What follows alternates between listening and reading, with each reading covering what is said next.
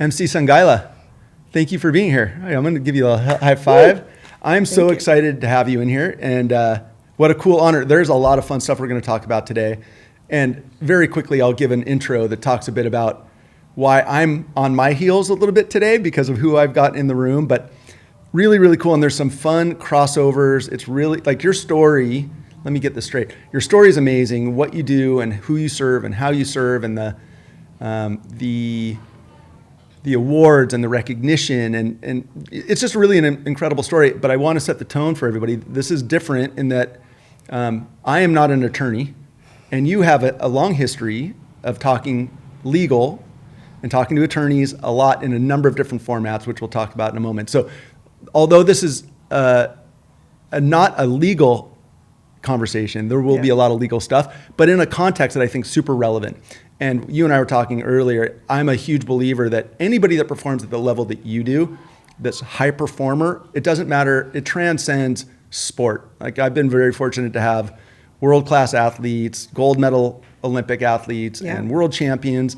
And when I did the homework on you and really kind of prepared for this, I was like, you are as accomplished as anybody on the planet when it comes to your lane and what you do. And you do so many things, MC, that one of the big questions that I'll have, and we're not going to talk about now, is how do you accomplish all these things while you're leading this incredible, successful life in law, but you have so many other things, books and podcasts and nonprofits and board service.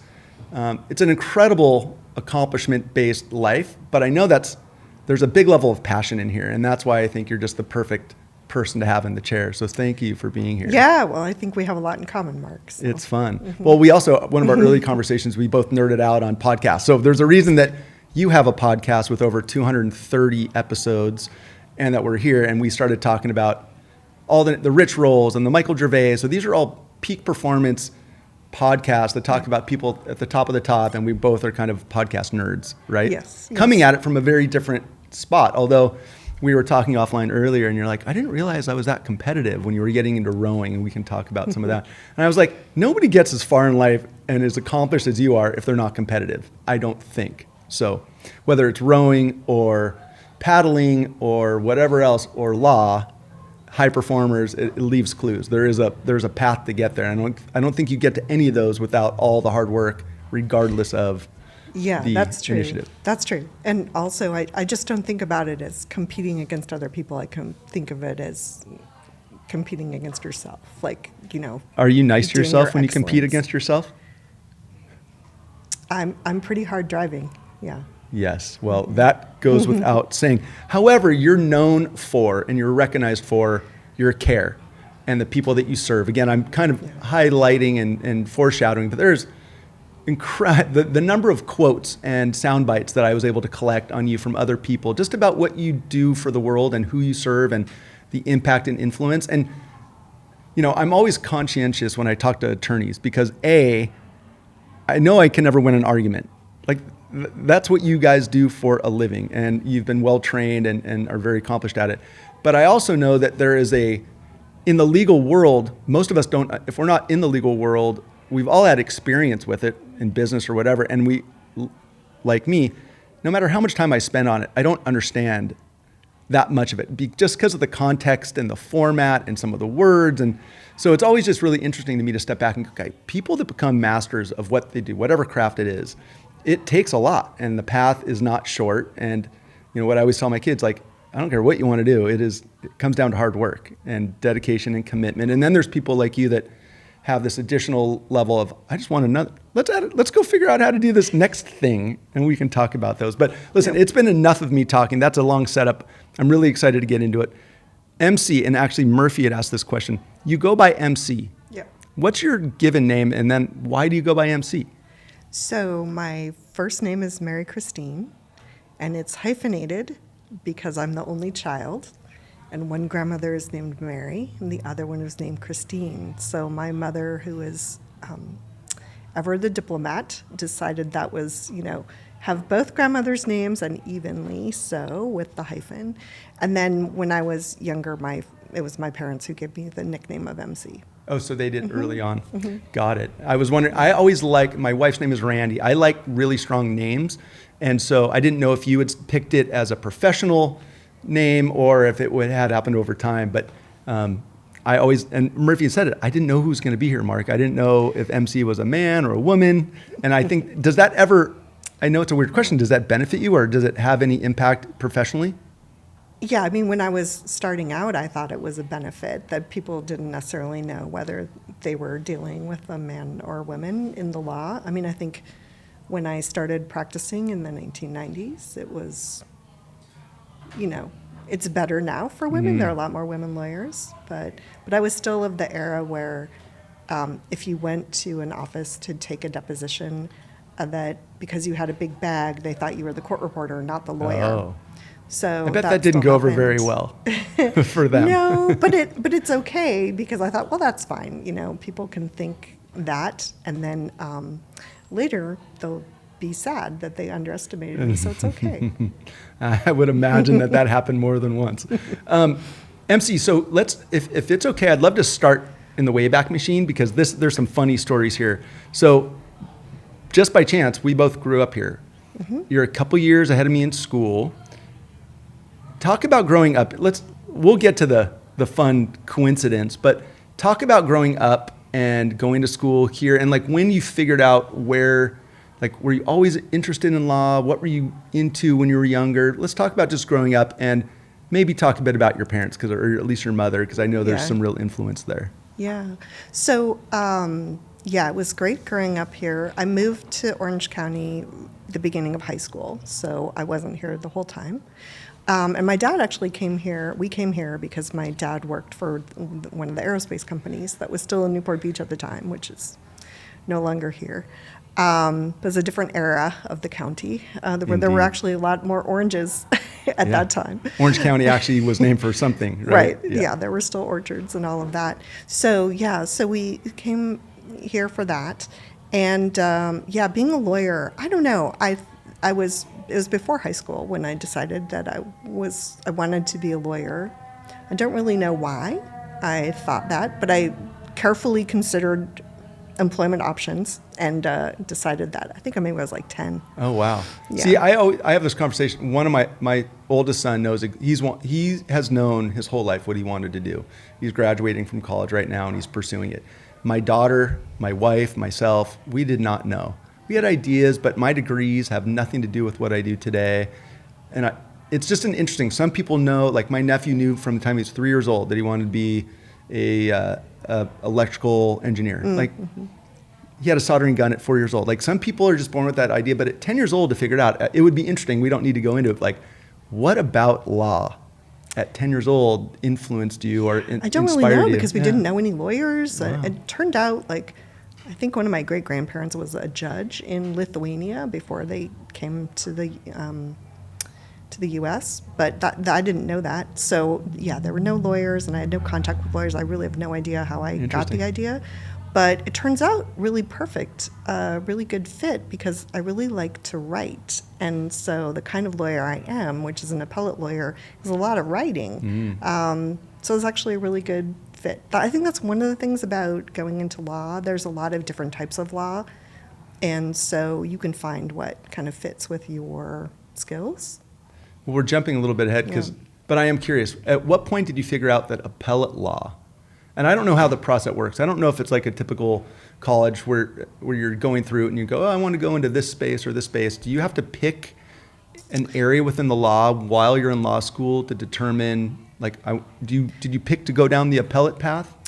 I didn't, and you don't have to select. I mean, it sort of is somewhat serendipity and happenstance about what experiences you get when you start practicing.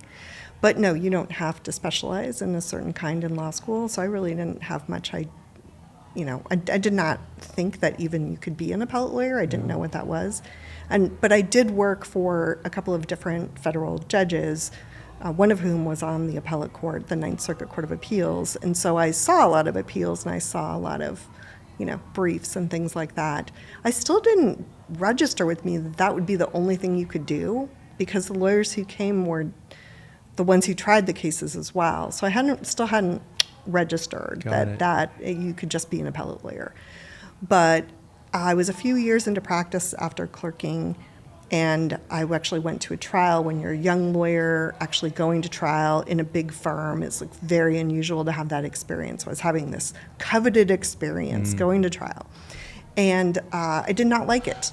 I was like, this is very good that I'm getting this experience now, because if I thought this was what I was going to do 10 years down the line, I actually got the opportunity to do it and realized I didn't like it, that would be a lot harder, to make a change just emotionally than it is now when I realize, oh, good Lord. And the reason I didn't like it was because I didn't like making people feel badly on cross-examination. And most trial lawyers, that's their favorite thing to do. That's why most trial lawyers are not befriended or beloved, right? So I just felt badly for people as people that I didn't want to make them feel badly. And I just kind of cringed, even if they deserved it. They lied and it was coming out. But I was like, wow. And, you kind of look around and you go, everybody who's here, this is their favorite part of this. And that's the thing that makes me cringe. So I'm probably a different kind of animal than the animals that are doing this. So I need to go like somewhere else, in the wild to figure out where my place is, because I don't match, the people who enjoy this. And you have to sacrifice a lot to do trials. I mean, you travel, it's, like 300-hour months, like a lot of work. So you have to get a payoff for doing it. And I was like, not only am I not getting a payoff, but I'm really concerned about the main part of my job here.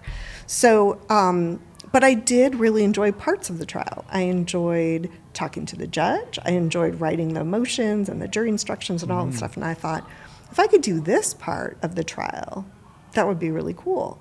And everybody's like, no one's going to hire you just for that part. That doesn't exist. But actually it does, because that's what appellate lawyers do at trial, all of that writing. So I was sort of intuitively finding a spot for myself.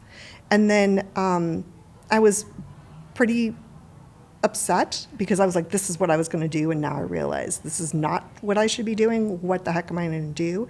And about a month later, I had an opportunity to write my first appellate brief in the U.S. Supreme Court. And, hold on, where? Yeah, in the U.S. Supreme Court. So your first appellate brief was at the Supreme Court level? Yes. Oh, no pressure. Yeah, right? yeah.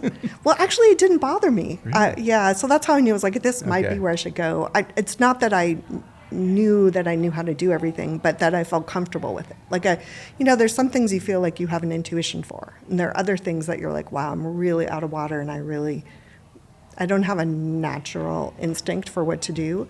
But I felt, perhaps from my clerkships too, like I had a sense of how, a very strong sense, a strong idea of how this brief should be written and how it fit into the whole case. And it was a really very high profile case as well. It was a state court judge who had sexually assaulted and raped female court employees and litigants in this small town in Tennessee.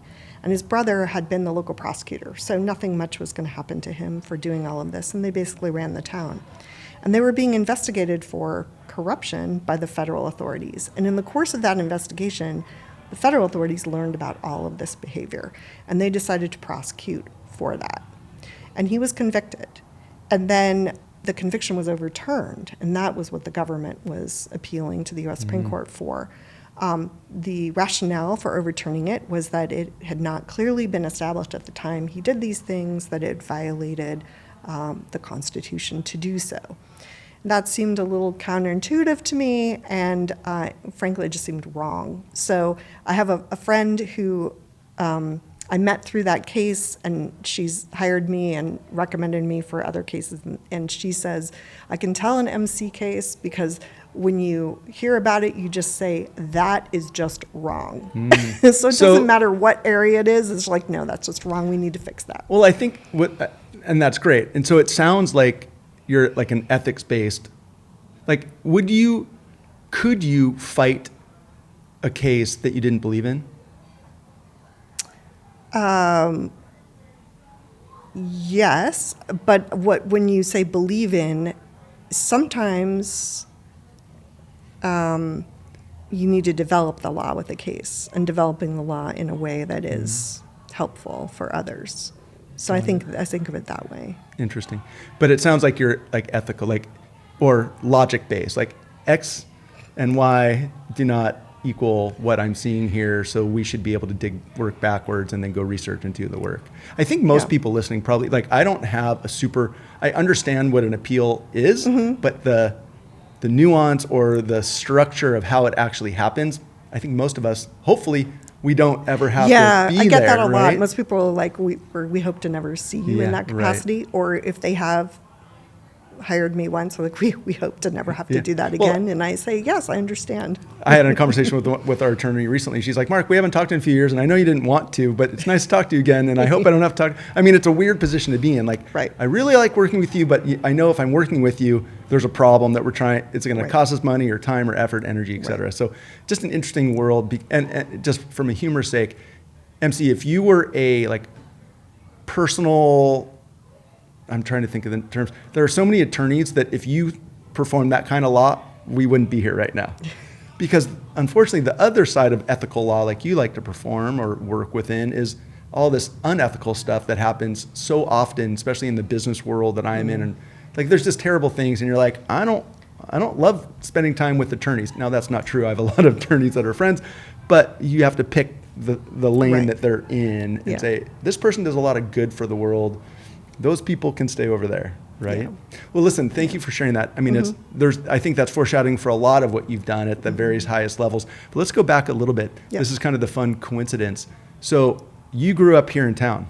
Where did you grow up in Newport Beach when you guys moved here? In the Port Streets. In the Port Streets. It used to be called Harborview Homes. Right. Now it's the Port Streets.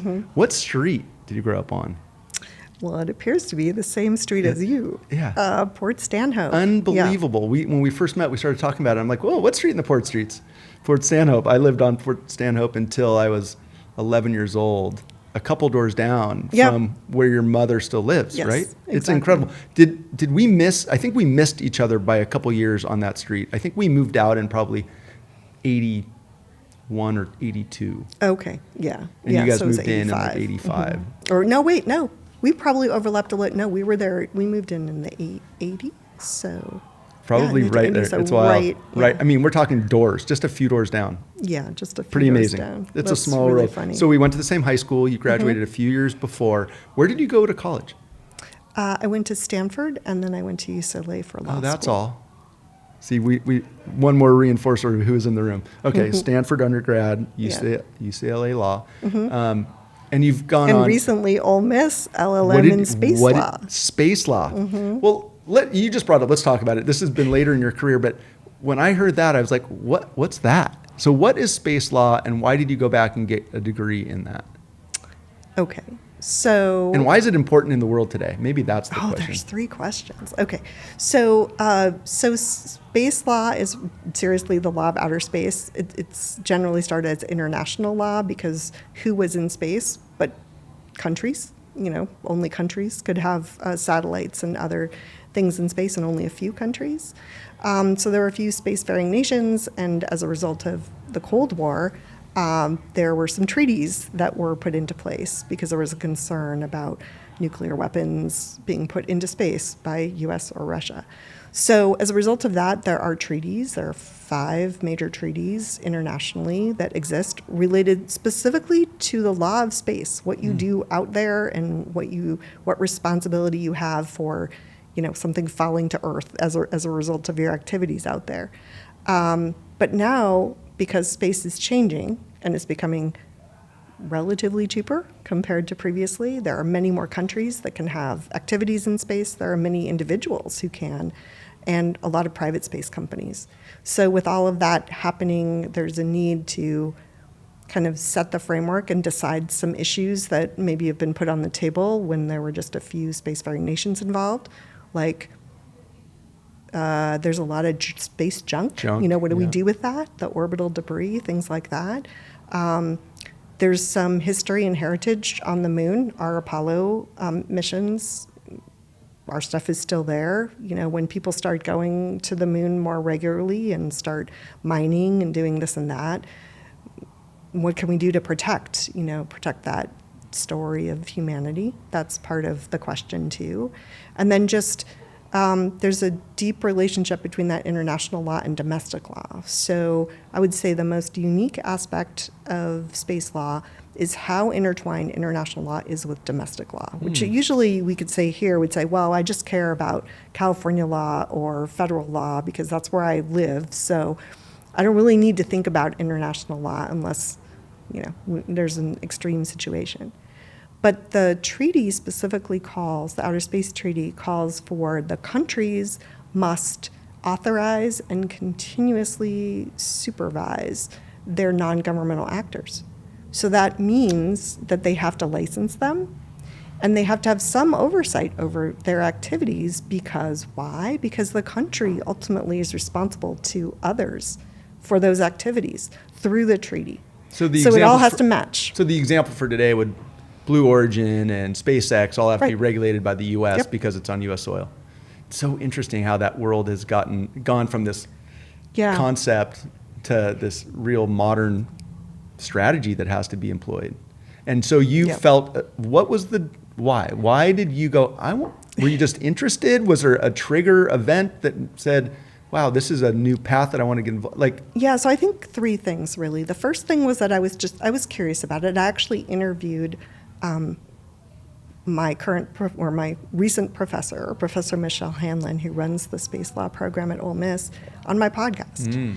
And I was just curious about the work that she was doing. And she, probably several years ago, encouraged me to think about looking into space law because there aren't any litigators, there aren't any appellate lawyers, there's nobody with that background to help frame the law. And so I said, okay, thank you so much, but you teach this, so of course you like it and whatever. And then I took a few courses online and I met various people and each of them said, you should study this, you should start doing this. Your skill set would be helpful because you look at things as a big picture. As an appellate lawyer, we look not at just our individual case, but how that case fits into the development of the law, sort of the stream of the law. And we make arguments about why that makes sense, not just that we get a resolution for our client, but it makes sense in the bigger picture, because that's what the judges are thinking about. So when I look at these, specific scenarios, I think about the bigger picture of the treaties and what we want to, kind of behavior we want to encourage and, what kind of frameworks we want to have. So I think that's helpful at this point in the development of space law because there's a lot of open questions. I would imagine. So, if it were 10 years from now, I probably wouldn't have been interested in it or studied it because it would have been pioneer set. To some degree. Yeah, because it would have been set. That's and fun. then, why I mentioned why we came here. My dad was an aerospace engineer, so it was always growing up in the background, his work on, some of this stuff. And now I see all the things he worked on and how cool that is. So I feel like my dad contributed to the engineering end of space, and now I'm contributing to the legal end. It's amazing. That's a kind of a cool tie-in. It's got to be really interesting. Again, you really are pioneering this new, not that it's new, but because, to your point, it's becoming more affordable for organizations to get involved. We have more countries around the world getting involved. There's a lot of stuff going on up there. Obviously, we're hearing about it in the U.S. all the time. It's got to be really interesting. I guess one of my questions from the legal side, if I break the law in California, I know what's going to happen, or in the U.S. If somebody breaks the law in space, or the covenants, or whatever, what happens then? Yeah, that's a really good question, right? That's actually another reason why I got involved in it, because I'm always worried. I'm always thinking about where can you bring someone to account, right? We can have laws, but they're only they worth get broken, something, right? People break, they need some disincentive to do that, for right? sure.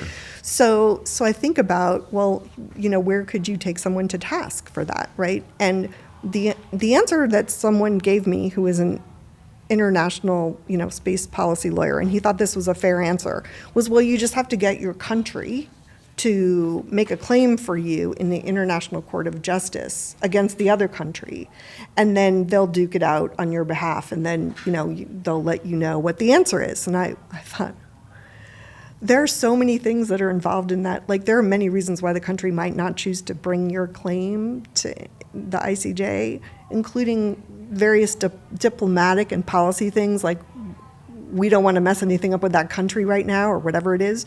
And I thought that is just so weird, like that you could not, if you were the company, bring your own claim or even a person.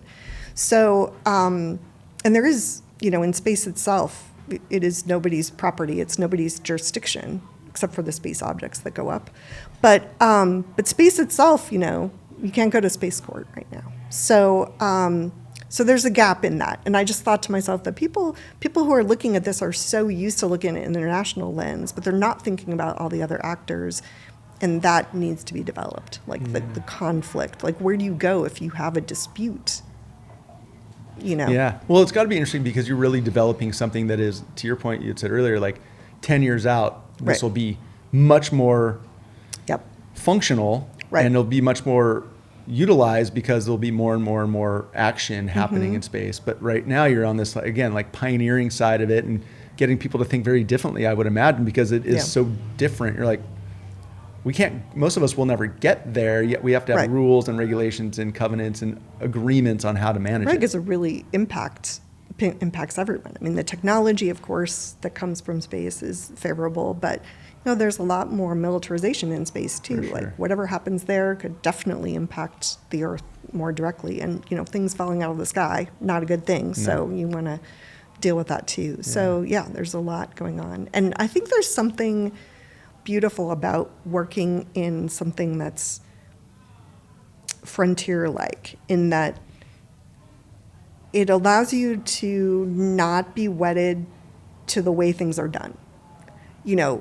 This is how we do it in this scenario. That may be an analogy, but it doesn't mean we have to do it the same way here. And it kind of opens up your mind to possibilities, and maybe even to rethinking how we're doing things on Earth in our own justice system, whether that makes sense or not, or whether we should consider other things. And I think about that teaching. So I taught space law and policy at Loyola this spring, and people from many different backgrounds, not necessarily technical backgrounds, but I saw in them something that was really cool, which was that their minds were really opened by this, because they're not bound, a court has decreed this is the way it should be. And so opening up that level of creativity and thinking about what justice should be or how it should operate is something I think that's just valuable, whether they end up doing space law or not. Yeah. Well, I would imagine you think very differently because you're not playing into existing guardrails and rules and regulations. You're coming up with what those can look like. And it's got to be for somebody like you with all of your experience and background to branch out into something different with a whole different mindset. Because appeals, you are attacking something that's already been decided to help direct if that was accurate or not. But this is like you're making the rules from the get-go, or trying to. Yeah, exactly. Really? Yeah, it's a little more analogous to like a Supreme Court case, because there the court can make policy and decide differently than how courts have previously. It's a little bit like that. Amazing. Well, that's interesting. And you said, you were sharing that first Supreme Court example. You've gone on to work with the Supreme Court numerous times, state Supreme Courts many times. I think I saw you've appeared in over 170 federal and state appellate court cases. That's all? Yeah, that's all. That's a lot. Yeah, it's a lot. And at the highest levels. Yeah, and some international human rights cases too. Yeah. So. Let's get to that. It's super interesting. But I had a question for you. And we'll get more into it, but you've got a real engagement with humanitarian policy, or more like cases, not so much policy, but cases. You've been recognized by, I think, the California Hispanic Bar, and I think immigration laws played in. And I know that you are, I think, third generation, but your grandparents came in.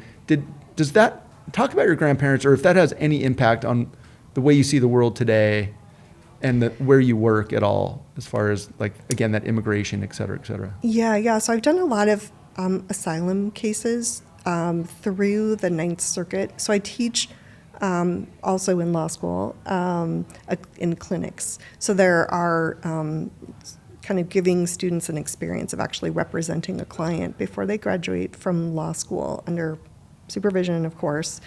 But the Ninth Circuit has a program where they provide a list of cases, and the clinics can select them, and then the students and supervisors like me will work on the case, and then the students will argue it. So most of those cases, in my experience, that I've selected through that have been asylum cases, and we've won all of them. I've taught at 2 different law schools and What over schools? 10 years, UC Irvine and Loyola. And you've won all of them. Yes, All of those. yeah. That's a high bar. It's a good record. Yeah, it's a and we very made good some record. good law too for other asylum seekers. So Outstanding. Well, it looks like, again, and you can correct me, but just in doing my homework, you focus on or work in lots of different aspects of the law. So I saw employment, class action, liability, franchisor, probate, and constitutional law. Right? yeah, all kinds. Basically, I think if this weren't the case, I probably still wouldn't be a lawyer. But unlike other types of practice where you do the same type of cases, whether it's employment cases or product liability cases, that's your specialty is the subject matter. I think I probably wouldn't be practicing. You'd be Like, we bored? talked about this. We'd be bored. Yeah. Yeah, exactly. We talked about this. Like, it's not our thing, right? But in appellate law, we get to do different things. So basically, my practice follows wherever the law is developing, because people, if the answer is really clear, you're probably not going to appeal that to the Supreme Court because it's set. So wherever the law, so I kind of have a sense of like where there's entropy in the law because it changes. So if there's a lot of uncertainty about certain employment laws, I'm working in cases in that area. If there's class action uncertainty, I'm doing that. So it really varies, and I really like that. Got it. Yeah, we talked offline about, we were talking about high performance, and you would, like David Goggins came up, but the summary of that conversation was you get bored. And that's partially, or maybe that's not the right way to say it, but I had asked the question, how do you do so much? And in a moment, we're going to get into all the other things, because you're practicing law with lots of different areas within the appellate world, but you do so much other stuff. And your answer was, I like to do a lot of things, and I like to stay busy, and I don't really sit still very well. Like along that line, is that right? Is that kind of, from a personality standpoint, is that consistent with you? Yeah, I think I'm curious, so I like to learn. So if I stopped being able to learn, that would be sad. But I do, there's a little bit of boring to it too, because I feel like once I get my hands around something, then I understand it, and then there's less to learn. So I like when there's more to learn. Got it. You had just mentioned a few minutes ago the Inter-American Court, the Humanitarian.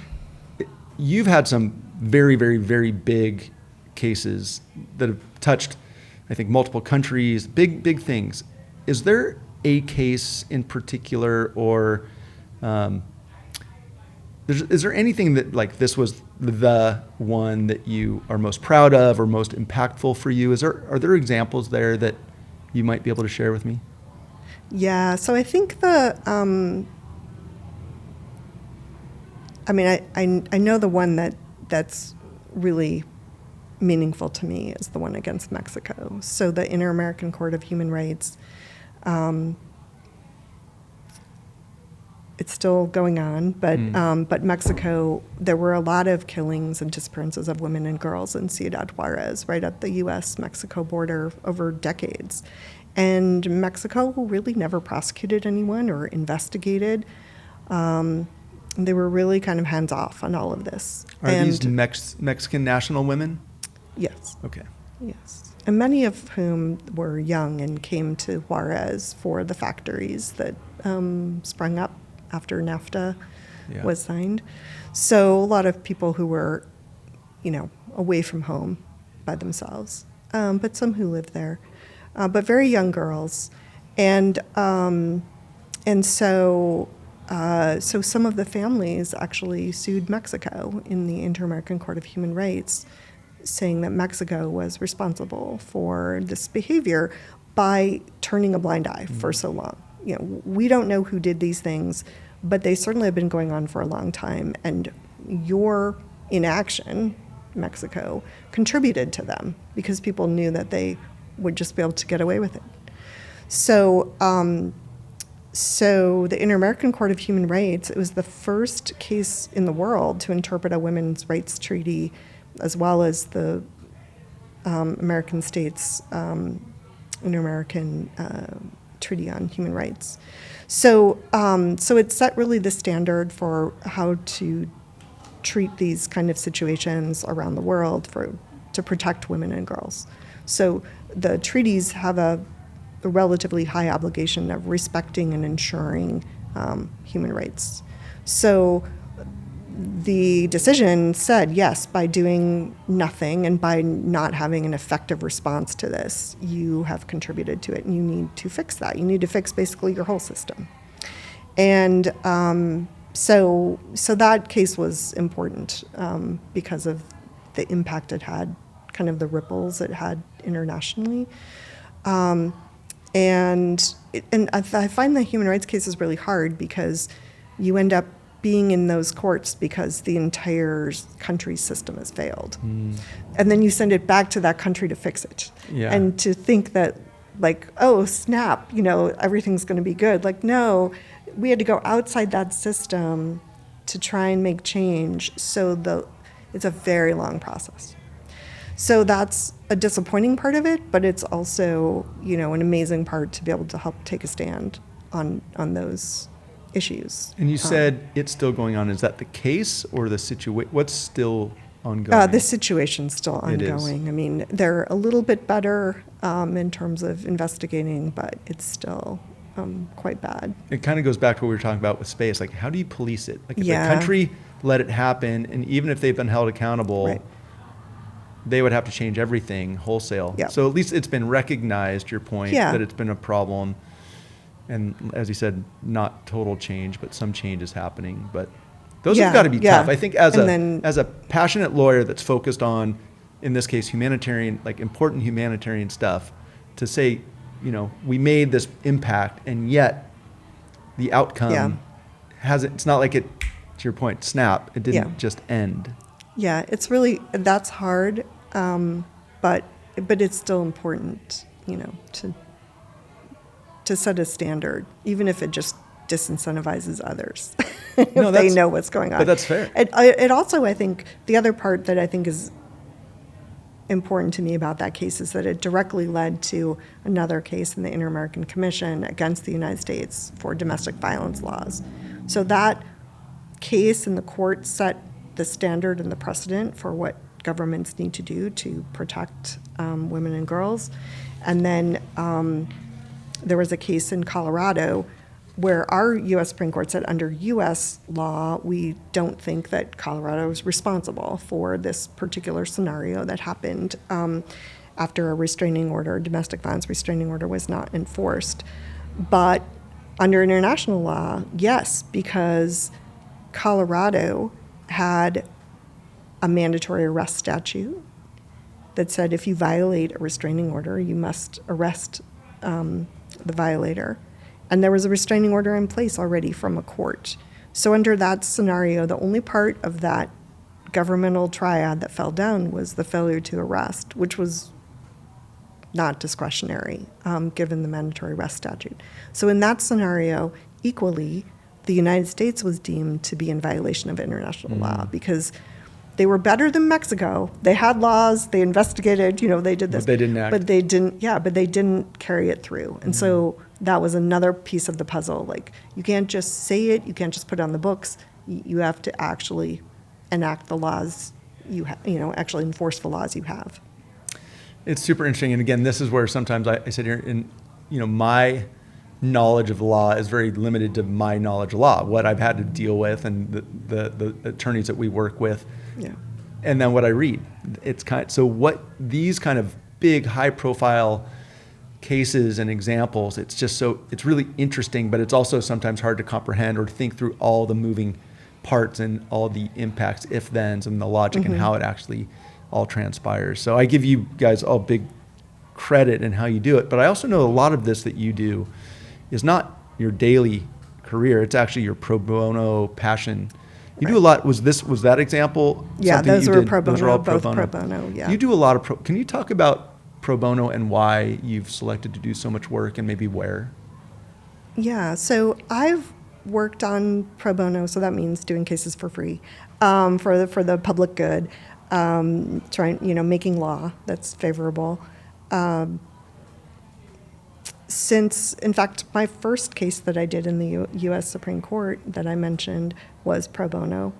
So I feel like, in part, I owe my practice discovering what I love to a pro bono case. And so I feel like pro bono is forever intertwined with my appellate practice.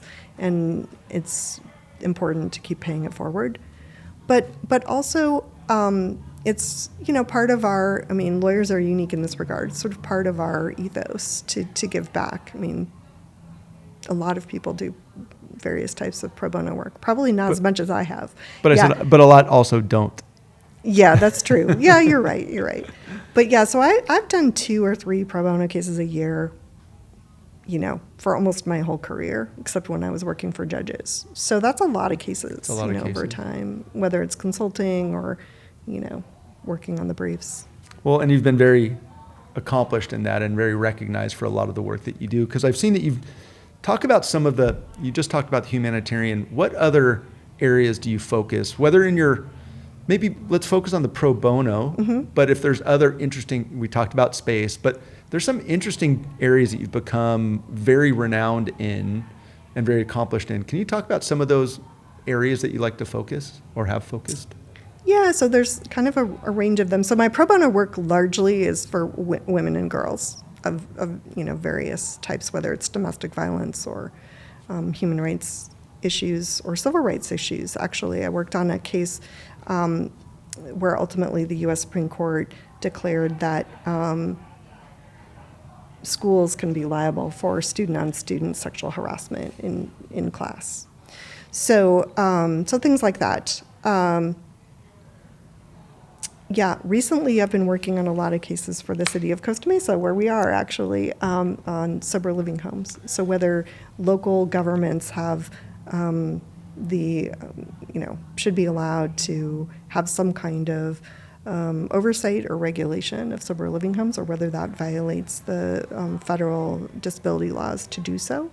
And so over many years, I've handled many of those cases, and we won most recently earlier this year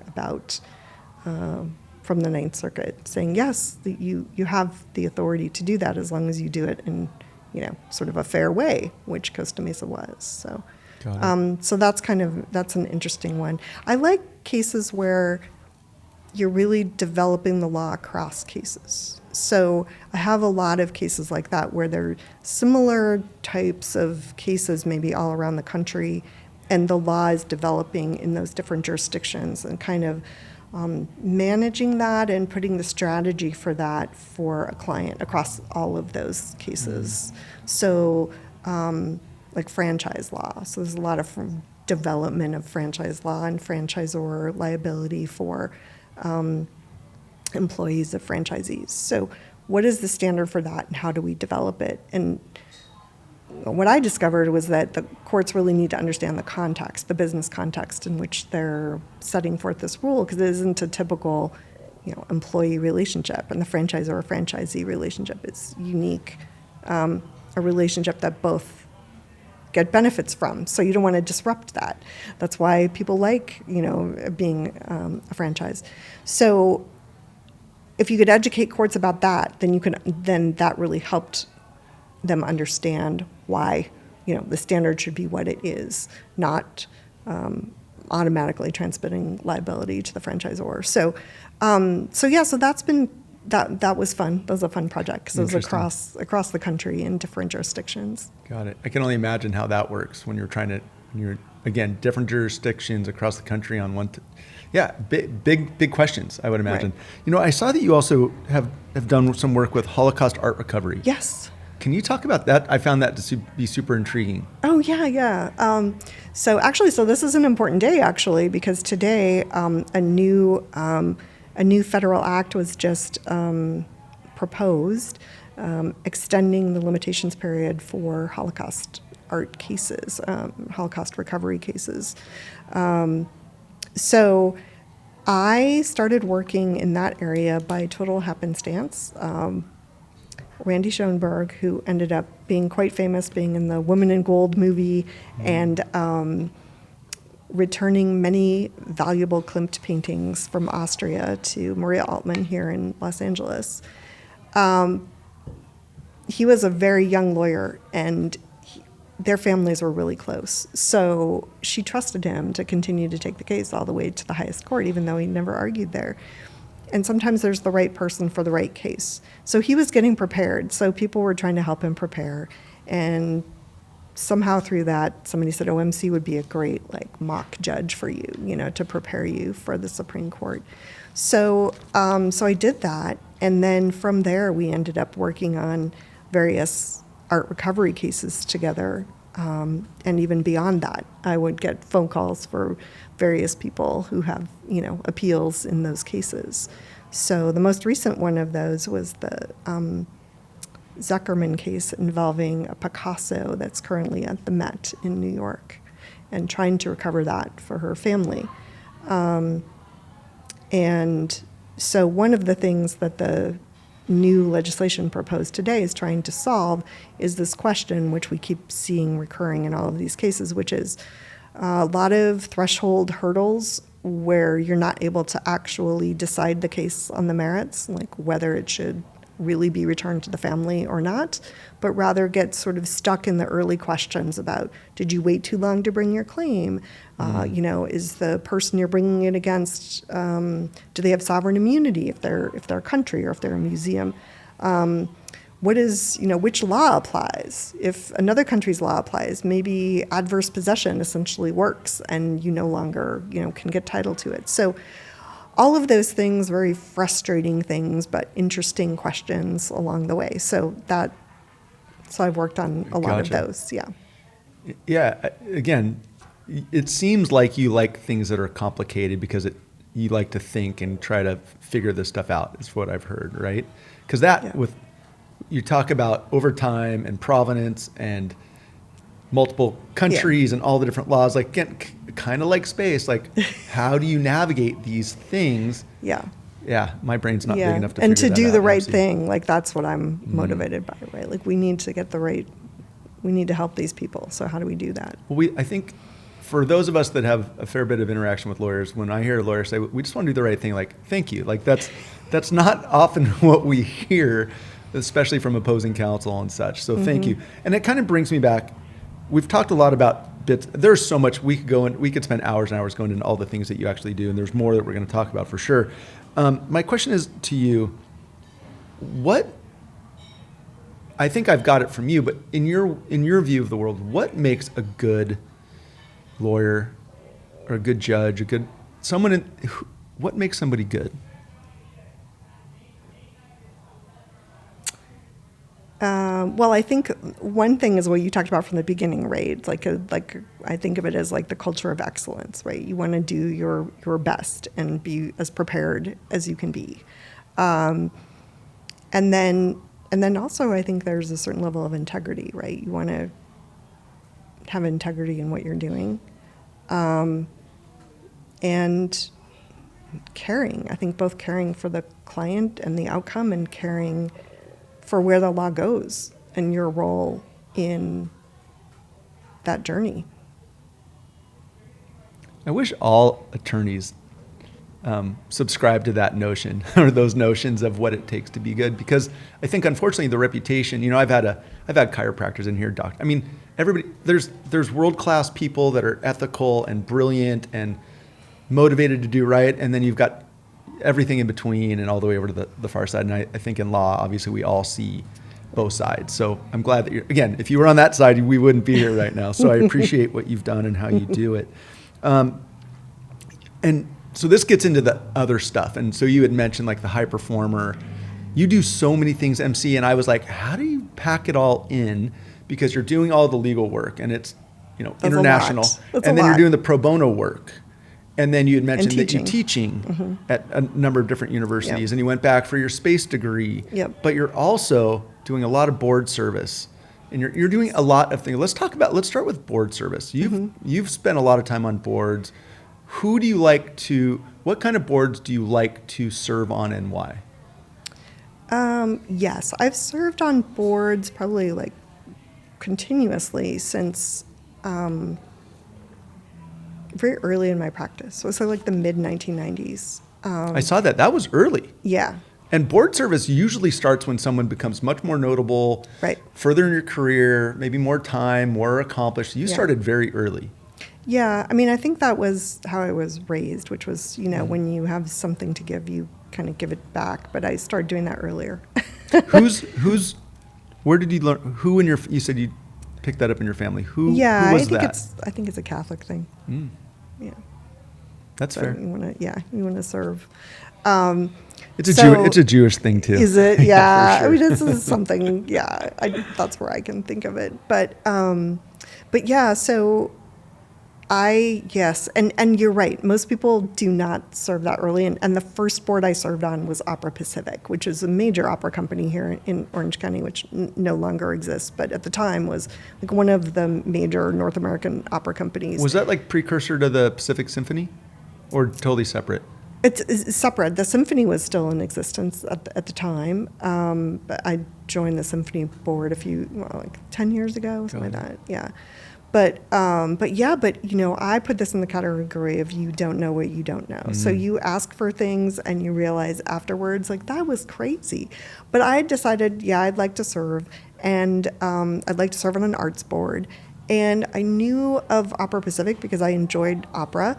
And I also served as an extra in an opera, La Boheme, at Segerstrom Center, between my clerkships. So between clerking for a federal judge and working for a law firm, I had a month off. So I thought, well, what can I do with that month? I'm like, I know what. I'll be an extra in this opera.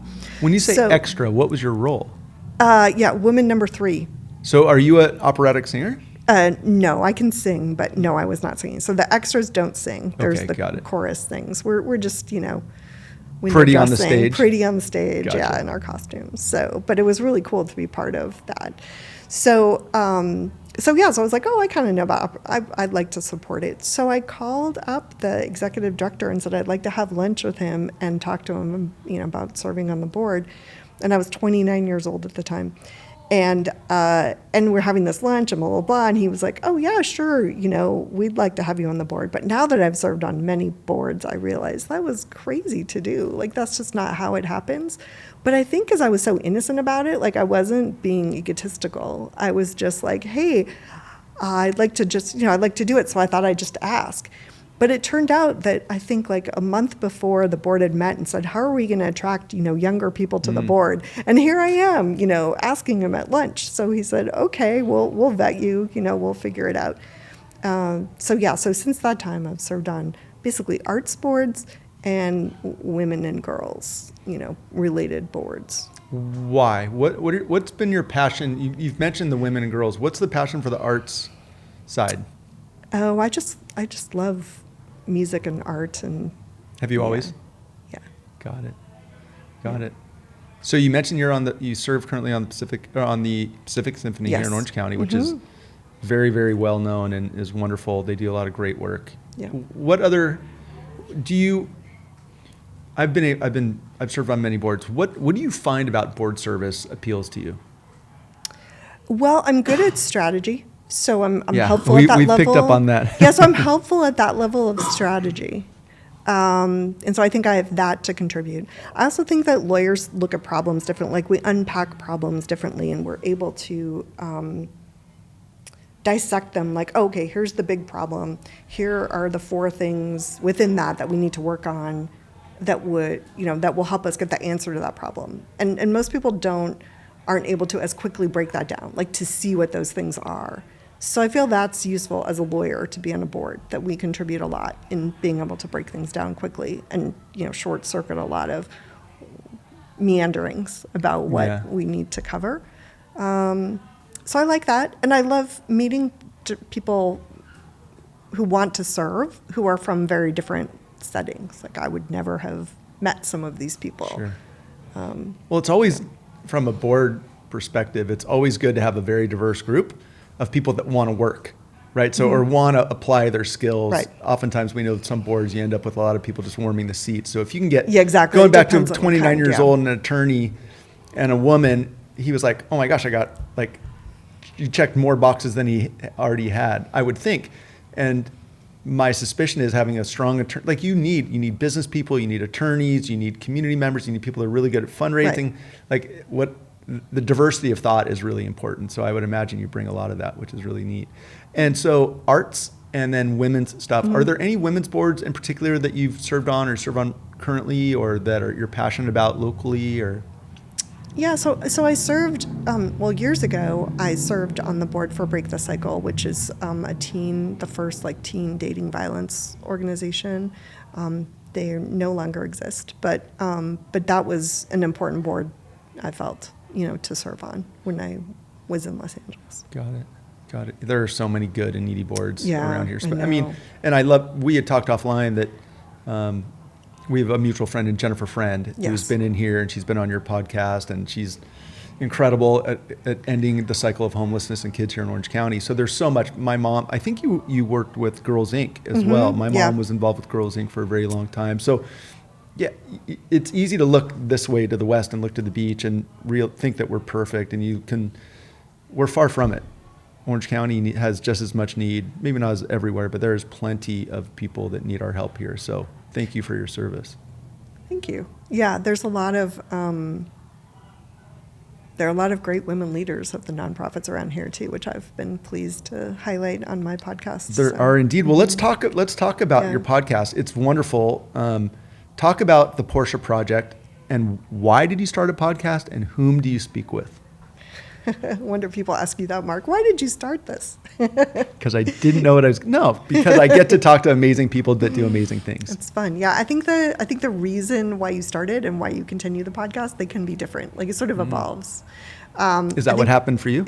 Yeah, I think one of the good things about a podcast is that it's not unlike, I think of things as different outlets, right? So if you write a symphony, that's something different than if you're writing a poem, or you're writing a book, or you're doing a podcast. They're different mediums, and so some things are better storytelling mediums for different kinds of things.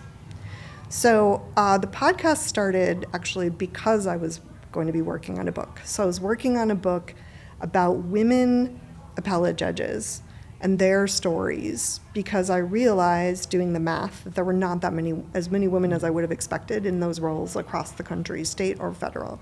And so I wanted to highlight the people who were there and maybe inspire people to apply, put their names in the hat for those positions in the future.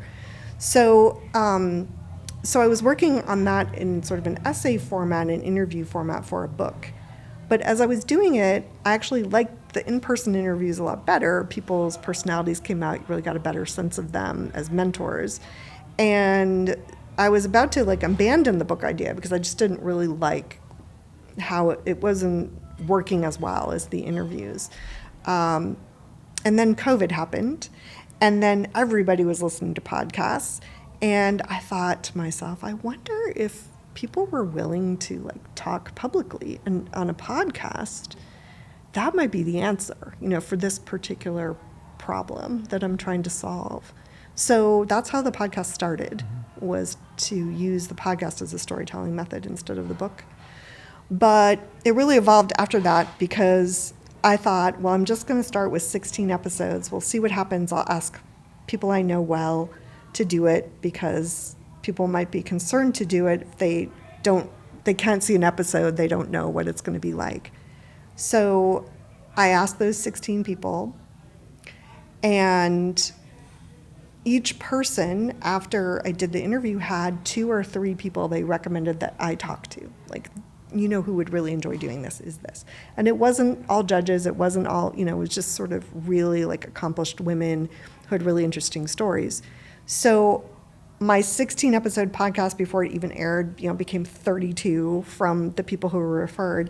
And then it just kind of continued that way. So I've now interviewed probably 35 different state Supreme Courts around the country, justices from each of those, many California judges, other people as well. But then in-house counsel, people leading law firms, nonprofit leaders, some of them who started out like Jennifer Friend were lawyers to begin with and now are leading nonprofits, to kind of display like the ways you can use your training, in maybe unconventional ways that law students wouldn't think of. So then I started thinking, well, if I were a law student, what would I want to know? Who would I think was interesting to hear from? And maybe outside the box things to do with your law degree that you might not have considered, because career services still focuses on, go to a law firm, big law firm, make a lot of money. So I was like, no, let's look at more broadly what you can do with your degree. And then as I studied space law, I have sort of the special niche of, kind of kick-ass women space lawyers from around the world as well. So it's been really fun, and it's been like over, 230 episodes, something like that now. It's amazing. Is there a common thread of the kind of people, or if they're in the role, will you interview them, or will you scrutinize and go, I don't really like this one? Like, do you scrutinize before you say yes to interviewing someone? Usually it's people who are referred by somebody else who was on the program, or somebody I just see and I think that would be an interesting person. And I think you're the same way a little bit. It's not always like the big names, or people will say, oh, you should interview so-and-so. Sometimes people are better suited to the podcast because they're more, I want to say open, but they're very authentic. They're willing to share information. And that's really, their story and what they've learned from it. And that's kind of the purpose of the podcast. So yeah, it's really cool. I'm going to tell you my takeaways from your podcast in a moment, but let me ask, can you share the genesis of the name of your podcast, the Portia Project? Yeah. So Portia from the Merchant of Venice had to pretend to be a man to act as a lawyer. So very early in the 80s and early 90s, women lawyers would call themselves or, be referred to as Portia. So I decided to use that, as the moniker for the podcast. I like that. That's really cool. It shows strength or overcoming. Yeah. Believe it or not, what it takes me back to. Do you know the story of the woman the first woman to run a marathon in America? Yes. She had to dress as a man, right. and like halfway through, yes. people were trying to stop her, but all like the runners got behind her and totally supported her, and it changed the world of marathon running. And she smashed a lot of the guys. I love that. So I love that kind of play on the name. Yeah. And you've been highly recognized. I mean, so just there's so many quotes out there about UMC. I loved it. But this one, her podcast not only celebrates the stories, but encourages, empowers the next generation of women in law. And it talks about how this is one of the top women in law podcasts in the world. Yeah, it's like consistently been in the top 5 like the whole time it's existed. Congratulations. I mean, that's quite an accomplishment. And then you do, going back to like the high performers and how do you pack it all in, are you still doing 2 a week? No, I'm down from that.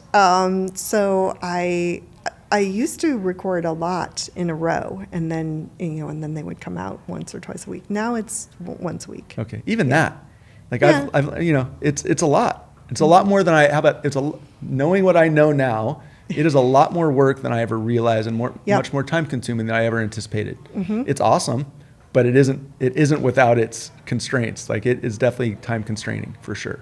Yeah. Kudos to you.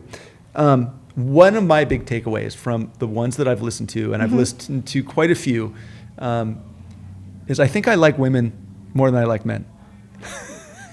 In so many ways. I was so impressed by, I think I would have, I took it as like very little, these are, again, Supreme Court justices, super impressive women in law and in business, nonprofit leaders, and they were also focused on care and engagement and doing the right thing and integrity. There was a lot of message of, come prepared, but I just found everybody to be, all the ones that I listened to, I did not listen to all 230, but the ones I listened to, I found them to be super compelling, but super normal sounding. And I think one of my takeaways from that, just like I've learned more and more in here, most of the people, gold medalists, world champions, they're just one-on-one, they're normal people and they just want to have a normal life, and they eat hamburgers and they like ice cream and they have bad habits, but they're world-class in other ways. And yet, so that's what I took away from these people, where you look at it from the introduction, you're like, oh my goodness, like that's impressive. And you're like,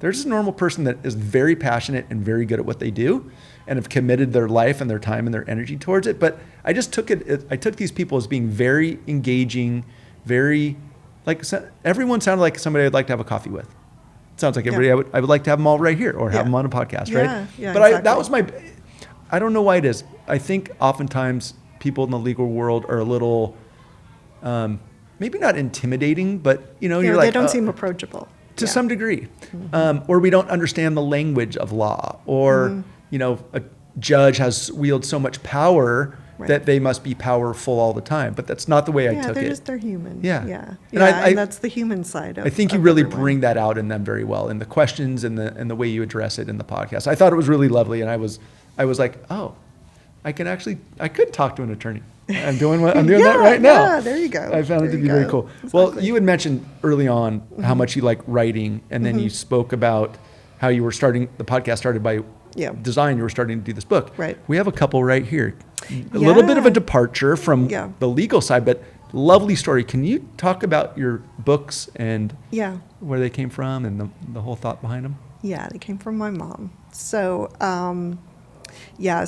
so when I started practicing law, my mother would send me snail mail, these kind of quotes or just little notes every day. So every day I'd get like the pile of work and all that stuff, and then I'd have the letter from her. Every day? Every day, yeah. Where were you living when you were doing this? I was here in Orange County and also in LA, both. But every day she would write you something, a little quote, like a little pick-me-up quote or something. But you would get it in the mail? In the mail, How sweet is that? Yeah, it was very sweet. And I realized in retrospect that was very helpful to me, because it's really hard, especially when you're starting out practicing law, and it can be discouraging.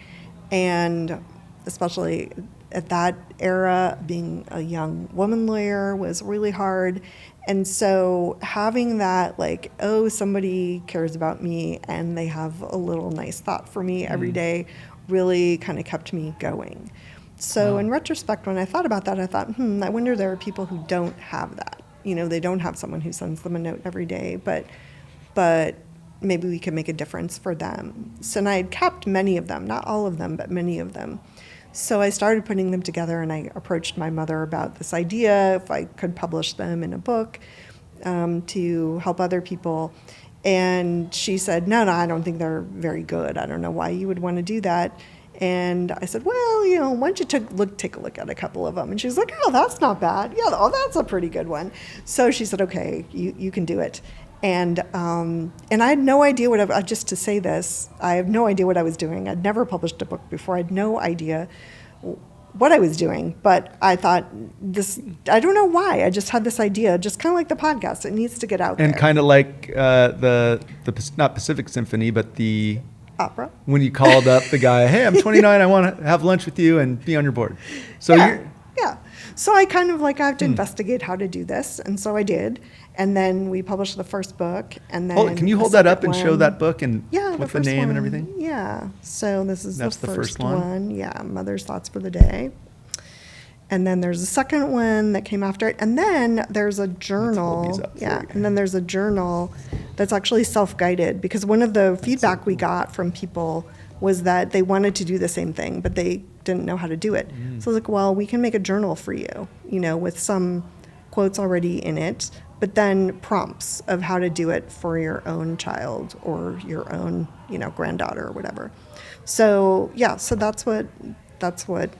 that's kind of the whole thing. And then we have a whole line of posters and tote bags and mugs and all kinds of things that came out of this.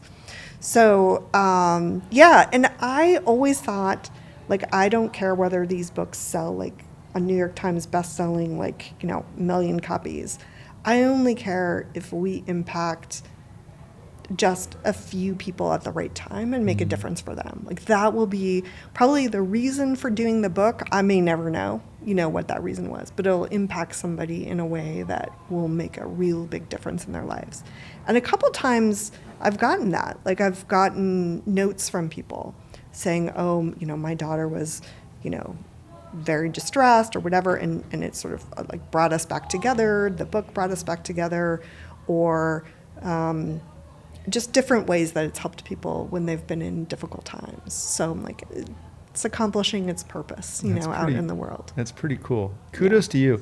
You have mentioned, whether using the term or otherwise, in your professional work, in your pro bono work, in your board service, teaching, and now in your book, the word is impact. Is that a driving force for you? Making an impact on others? Yeah, I think so. I mean, we want to have we want to have a meaningful life, right? So how you interpret that, each person interprets that differently. But that's what I think we all want. So yeah, I think I'm largely focused on making a big impact in one way or another. You had just said, what is a meaningful life to you?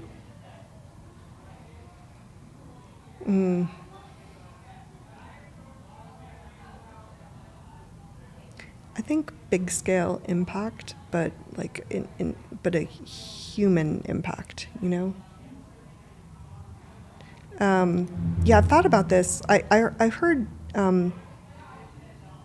however controversial he might be now, but Elon Musk has talked about like how he's chosen the different things that he's worked on. His companies seem very disparate, right? Space, electric cars, Neuralink stuff. They're all things that are pivotal to humanity's growth and future. And sort of that's how he chooses it. So I think each person chooses according to, kind of what moves them. I think I like to protect people in some way. Yeah. No, thank you for that. And I think you've done it. And I think that the accolades, so just not to embarrass you, but there's so many, and I just have a handful of just some of your accomplishments. But one of them, again, you mentioned this about Elon, but Katie Porter was our representative for the last 6 years or so here in California. She called you her shiro, like a hero. That's high praise. It sounds like you had a real impact on her. She tells the story of how you worked with her a fair bit. Oh, Katrina Foley. Yeah, Katrina. Yeah. So Katrina came. Did I not say Katrina Foley? I don't know what I said. Maybe I didn't. Oh, you said Katie Porter. Oh, I said Katie Porter. I meant Katrina Foley. I'm sorry about that. I had that wrong. So Katrina is an amazing person. She's also one who serves the community very well and is an amazing leader.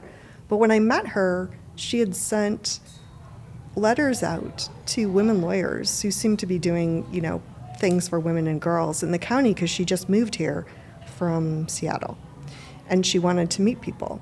So she sent me a letter, and she sent a couple other people a few other letters. And I think it was I and one other woman lawyer who agreed to meet with her, sort of just out of the blue, like, we don't know who she is, but that's fine, and have coffee with her. And it's just been such an amazing blessing to see her blossom and become the great leader that she is. When the first time I met her was just being new to this community, and then to see how much she served it and well. Very cool. So you're a shiro. I'd never heard that term before, but that's very, very complimentary. You have been recognized as one of California's 100 leading women lawyers every year since 2010. Yeah. That's something. Holy schmoly, 15 years straight. Yeah. That's the thing about that is you don't want to drop off the list, so you're going to stay on. But that's pretty impressive. Holy moly, congratulations. The National Law Journal called you the Equality Trailblazer. Yeah, there were a few of us for that ranking. Super cool. OC Business Journal, Top Women in Business every year since 2020. So not law. This is in business.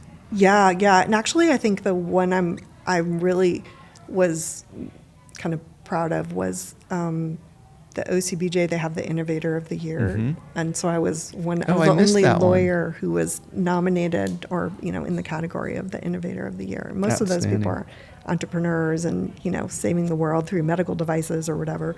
So that was very cool. Yeah.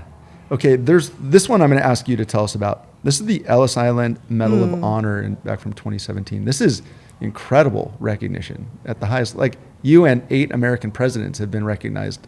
Yeah, it's pretty cool. And Buzz Aldrin, too. Oh, I didn't know that. Can you talk about that and why? During my year, actually, 2017, that right? Yeah. Can you talk about that one? Ellis Island, I mean, for those of us that are immigrant families, my grandparents came through Ellis Island. Yours did as well. Yeah. So to be recognized there, that's got to be It was amazing. Like, it's amazing for the family, I mean, the families, the grandparents sacrificed so much to come here for the future. So to see that realized is amazing.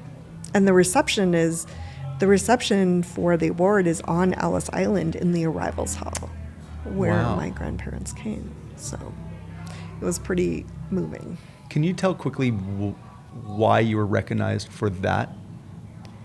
So the Ellis Island Medal of Honor is focused on immigrants or children of immigrants who have contributed, to the world in some way. Some of them through business and their work, but all of them through sort of work plus, I would say, right? You're good at what you do, but you give back to the community or serve the community in some way that's, your unique way of contributing.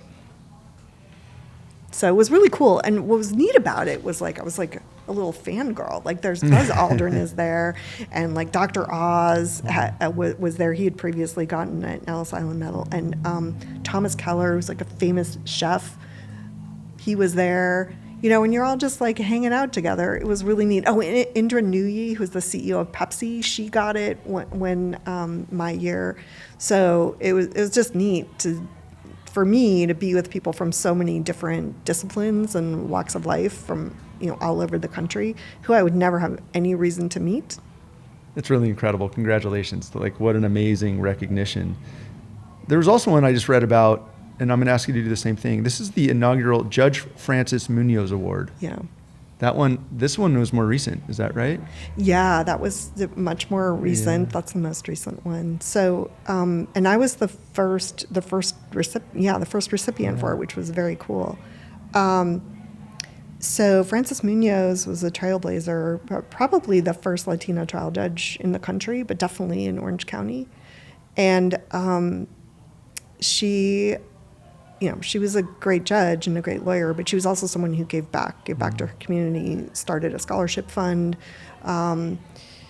several scholarship funds for Hispanic students to go to law school and for their careers. So she's pretty neat. So it was cool to be the first one for her. And then in the full circle moment, just like you said earlier about our Port Stanhope connection, we had the lecture and the ceremony for the award was in the federal courthouse here in Santa Ana. It was actually in the courtroom where one of my judges previously sat. So I was like kind of going back home. Wow. Yeah. Congratulations. Again, and the list for anybody that wants, there is so much you can find so much about MC and all your accolades and all the stuff, the great stuff you do, whether again in law, pro bono, board service, or all the many awards and recognition you've got. And I love it because you're super humble about it, but it's very, very cool. Goes back to our like high performer conversation that we had and some we had offline. Yeah. How do you do it all? How do you do all of this stuff at the levels that you do? It's time-consuming stuff that you do on all fronts. Yeah, this is true. How do you do it all? Yeah, that's true. Well, I don't know. As I get a little older, it's harder. But I guess that's true for all of us. I think it's like whether something energizes you or not, right? Whether you think it has value, you'll find the time to do it. So, and I don't do everything all at once. I didn't have a podcast and do a book. Did the book first, then the podcast. So sometimes you can't do everything all at once. I have to admit that. Yeah. So you've been able to balance or juggle or find harmony in your life to make, but you continue to pack a lot of stuff in. And once you start a podcast, I'm guessing you're like, well, I can't stop doing that. So anything else is going to be additive to that. And it's so true. Right? You can't, you're like, there's so much invested and there's an audience and all of that stuff. So you're like, well, I can't just go, right. Not that anymore. I mean, until it kind of, just like a TV show, right? Like it hits its moment. You're like, okay, we've jumped the shark, we're ending this. But it hasn't hit that point yet. And there's a lot of still really interesting people to talk to and to share their stories. So. Yeah. And I'm guessing that podcast has opened some doors because I find that once we don't know each other, but now I'll feel comfortable texting you or calling you, hey, checking in, see you. It built a relationship builder. Now I know a lot of what you do is remote.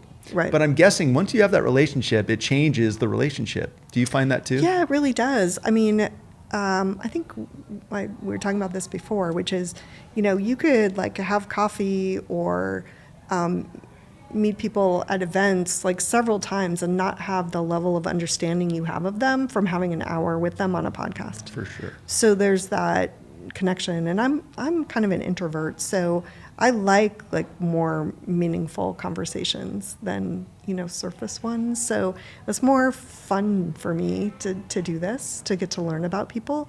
And then I think because you understand more about the person when they've been on the podcast, you can figure out you feel comfortable with them, but you also can find connections for them that make sense. So I think the guest list is sort of its own ecosystem.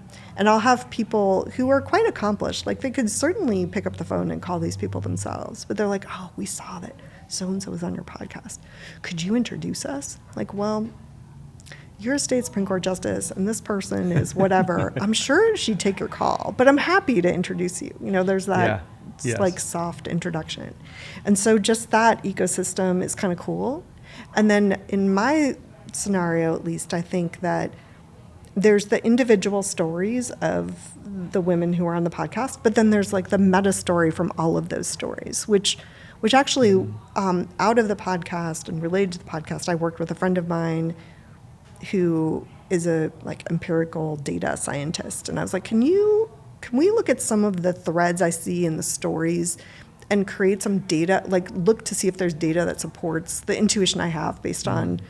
I'm the only one that's listened to these 200 episodes, with, deep interest. Yes. So I can see the threads, and could we see if those kind of pan out? So we actually did a study and a publication around, some of the trends I was seeing in women, state and federal judges around the country, and reinforce that data with the stories from the people that I'd interviewed. So I think there's something much bigger going on. Sometimes people can discount experiences as being it's just that person, but when you have 200 people who have all accomplished really well, really good things, they've done well for themselves, but they still all seem to have a common thread of a story. Maybe something's going on here that we need to address. So that's the other part of it that's cool, at least in my scenario. And then it's just fun to give a platform to people who are doing good things. Hallelujah, right? Thank you for being here for exactly that reason. Yeah. I love that, exactly. I've got an interesting question for you, only because I think you have a much higher awareness. It's an interesting time in the world and an interesting time in the legal world with the Supreme Court and what's going on with the administration. Most of us are on the outside watching it, wondering what does that mean? How does it really work? But you have much better understanding of the inner workings of the judicial. How do you feel about the world, the U.S. today? And is this just a phase? Is this the way things are going? Supreme Court, it's just a very interesting time. I don't know exactly what my question is, but from an attorney that has spent a lot of time working at that level, anything interesting in your perspective of what's going on? Well, I think on a meta level, there's a lot of testing going on of the powers of the branches, right? I mean, that's basically what's going on. Can the executive branch do this?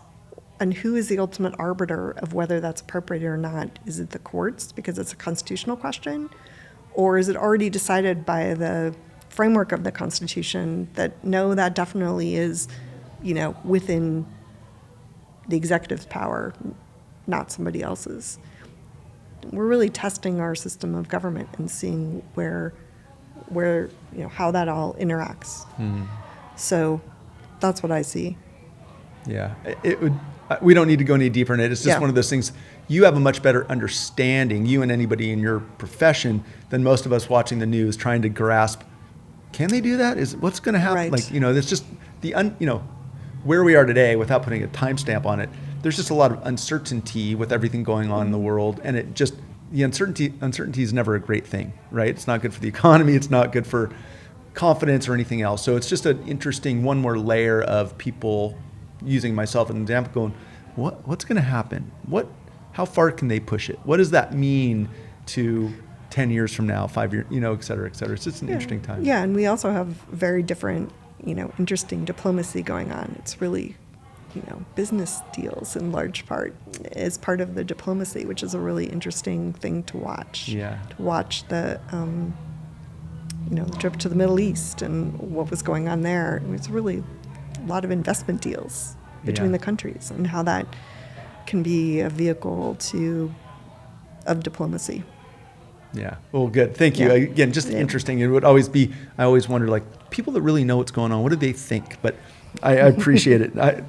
You may not have a better crystal ball than the rest of us. I don't know. Yeah, no, in the details, probably not. Some of them, some of the challenges, yes, some of them seem easier than others. Yeah, but some of them are like, I don't know. That's a good question. Yeah. What's next for you? What do you got on your horizon? Oh, my gosh.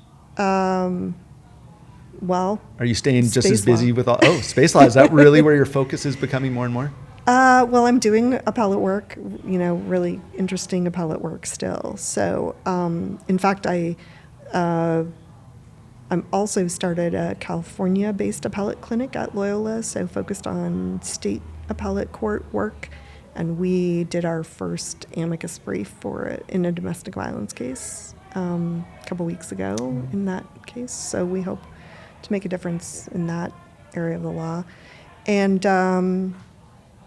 so I've got that, and continuing to teach space law and be involved in the policy and the strategy.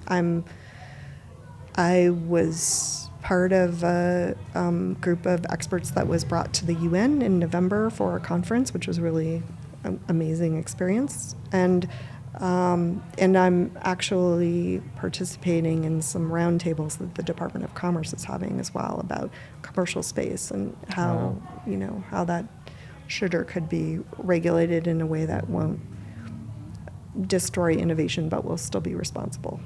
It's got to be really fun to be in the cutting edge of this dialogue and these concepts, and where does it go, and being part of the foundational policy work. How cool is that? Good for you. That's super neat. Yeah, it's really fun. It's very different. It's very mind bending to some degree.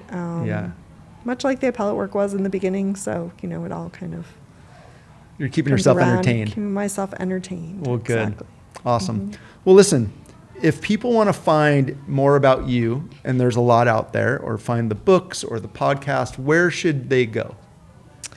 Okay, so the podcast has a website, theportiaprojectpodcast.com, and the books have a website, which is mothersthoughtsforaday.com.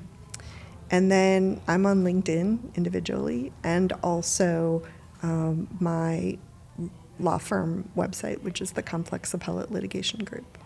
Awesome. Well, listen, MC, it was super cool. I feel like I learned a lot, and I feel like if anybody was like, Mark didn't do a great job of capturing all the legal stuff, it's because I'm not an attorney.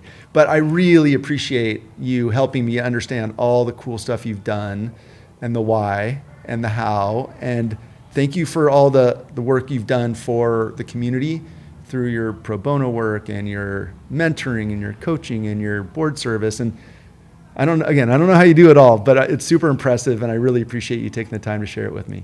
Thank you so much, Mark. I really appreciate your having me on here, because you have some really cool people who are, way more athletic than I could be, but it's really neat. And I also think it's really cool because of the whole small world thing of us growing up on the same street. Wild. And I've always loved Ace Hardware. So it's a beautiful feel, the people who work there and their friendliness and helpfulness. So it's really nice to meet one of the people behind that. I appreciate that. And listen, just so if anybody wonders, we talked offline and she shared just how competitive she actually is. So you can't perform at the level that you do and all that you do without being competitive. And she talked about how she got into rowing and she was surprised how competitive she was. And I was like, anybody that knows you would say, no, MC is very competitive. You can't do what you do at the level you do without it. So thanks for all of it. Super fun. Thank you for the storytelling. Clearly that is what you do very well. And I very much appreciate you being here. Thanks, Mark. I Thank appreciate you. it. A little skin again.